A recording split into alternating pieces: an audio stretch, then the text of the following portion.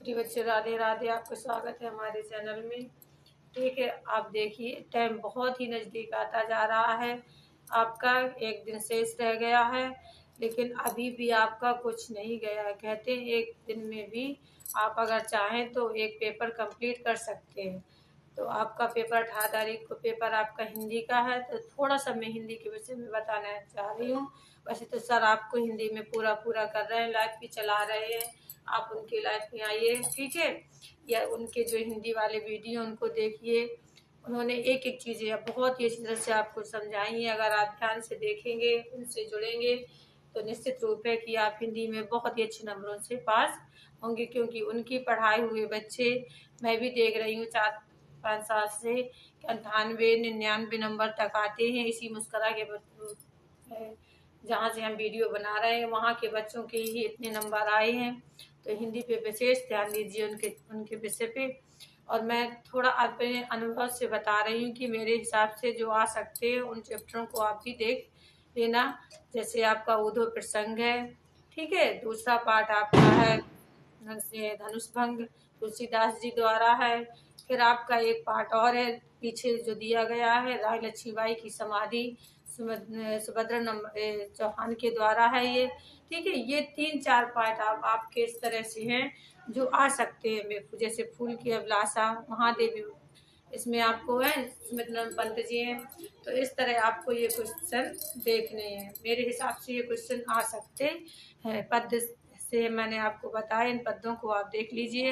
संधियों में आपको कुछ नहीं है। संधियों में सिर्फ आपकी यह संधि आती है और वृद्धि संधि आती है। तो आप इसकी पहचान जरा देख लीजिए कि क्या होती है। कि यह संधि की सिर्फ एक ही पहचान होती है कि पीछे सबसे पहले आगे उसके आधा शब्द लगा होगा और बाद में या तो वाह होगा या तो फिर यह शब्द जुड़ा होगा। इसमें बस आपको इतना ध्यान देना है। क्या देना है कि आधा, कोई भी आधा, जैसे प्रत्यय, स्वागतम है, इस तरह से आपके या तो यह जुड़ा होगा पीछे, या फिर जैसे स्वागतम में वह जुड़ा है, प्रत्यय में यह जुड़ा है। तो आपको बस वहां देख लेना है कि ये संधि कौन सी है हमारी, यह संधि के अंतर्गत आती है। अब वृद्धि संधि का में आपको क्या देखना है कि वृद्धि संधि में जहाँ पे 2 मात्राएं लगी होती हैं वह उस स्थान में, जैसे आपके किसी शब्द में पेपर में आप देखना कि अगर 2 मात्राएं जिसमें उसमें पूछे गए इसमें कौन सी संधि है, तो आपको ये देख लेना है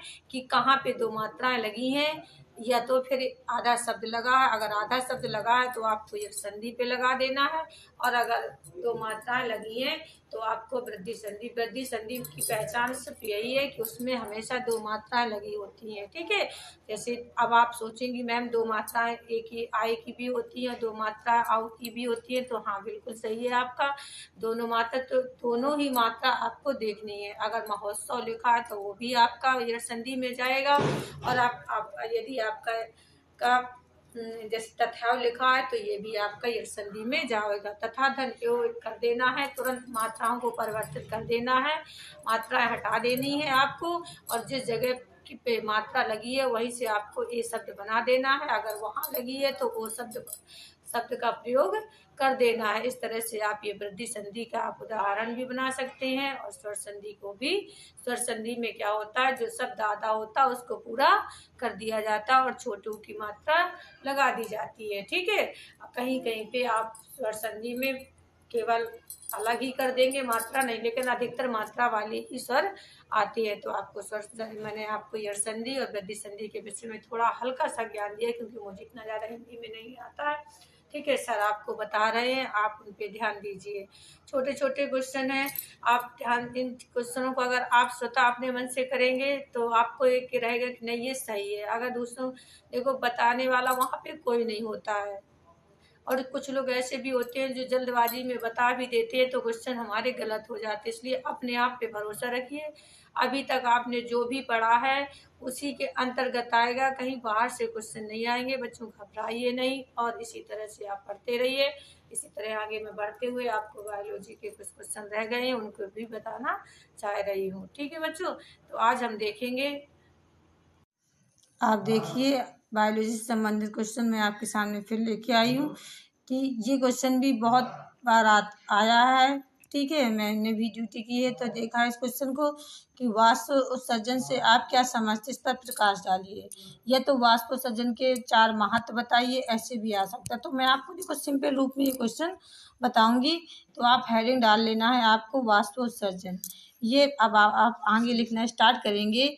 वह प्रक्रिया है जिसमें जीवित पौधे अपने वायवीय भागों जैसे पत्तियां, हरे प्रवाह आदि के द्वारा आंतरिक ऊतकों से अतिरिक्त पानी को वाष्प के रूप में बाहर निकालते हैं। ठीक है बच्चों, इसके बाद आपको लिखना है कि वाष्प उत्सर्जन पौधे के सभी वायवीय भागों से होता है। मतलब अर्थात कहने का मतलब है कि सभी भागों पौधे के सभी भागों में वाष्प उत्सर्जन होता है। ठीक है, अब होता है, परंतु पौधे में पत्तियां उत्सर्जन करने वाले महत्वपूर्ण अंग है। मतलब पौधे की जो पत्तियां होती हैं वो वाष्प उत्सर्जन का महत्वपूर्ण अंग बताई गई हैं। थोड़ा आप समझते जाइए।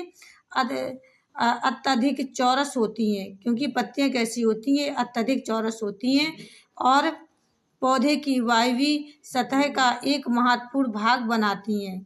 इस पर अधिक संख्या में पर्णरंध्र दोनों सतह पर वितरित करते हैं। एक बार आप फिर से इस क्वेश्चन को यहाँ से देखिए कि इन पर अधिक संख्या में पर्णरंध्र या स्टोमेटा दोनों सतह पर वितरित होते हैं। स्टोमेटा मतलब इसका मतलब है कि ऐसे भी आ सकता है क्वेश्चन कि स्टोमेटा किसे कहते हैं, तो इसे भी हम वाष्प उत्सर्जन के जैसा हमने बताया है वैसे ही लिख देना। अब थोड़ा सा महत्व देख लीजिए कि वाष्प उत्सर्जन, आपको हेडिंग डाल लेनी है वाष्प उत्सर्जन का महत्व। तो वाष्प उत्सर्जन को आवश्यक बुराई कहा गया है। मतलब वाष्प उत्सर्जन को आवश्यक बुराई कहा गया है क्योंकि वाष्प उत्सर्जन के परिणाम स्वरूप पौधे में जल की कमी हो जाती है। अतः विशेष सूक्ष्म स्थानों के पौधे तो इसे रोकने के लिए भी अनेक उपाय करते हैं, फिर भी यह पौधे के लिए अत्यंत उपयोगी है। पौधे के लिए वाष्प उत्सर्जन निम्नलिखित महत्व है। मतलब इनकी अब देखिए कि कहीं पे तो इसकी बुराई भी की गई, क्योंकि इससे पौधे का क्या होता है, जो जल होता है वो बाहर निकल जाता है, जो सूक्ष्म स्थानों के पौधों के लिए हानिकारक है। इसको रोकने के लिए हम उपाय भी करते हैं और कहीं पे ये बहुत ही उपयोगी माना गया है। इस तरह से आप अपने शब्दों में भी बना सकते हैं, इसको लिख सकते हैं। अब महत्व में सिर्फ हेडिंग देख लीजिए।